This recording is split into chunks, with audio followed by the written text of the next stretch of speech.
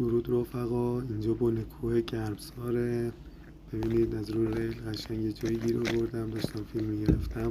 یه دالون بسیار زیبا به یاد دهه 60 که میرفتم بازی میکردم. فقط حیف که آبش قطع شده بود. ببینید این جوبا یه راه باریک پر درخت انگور، انار، گوجه سبز، ببینید آب تازه قطع شده. اگه ببینید خیلی باصفا بود. یه مسیر باریک بود به زور رد میشدی بعضی جاهاش. خیلی خوشم آمد. درخت انارا هنوز بعضیش نچیده بودن، داشت صدای پرنده بالا، صدای شرشر آب.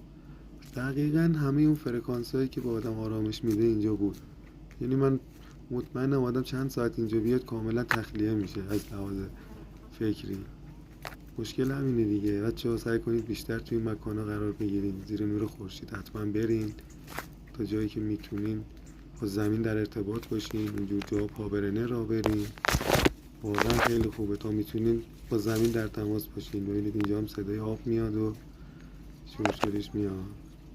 بدرود.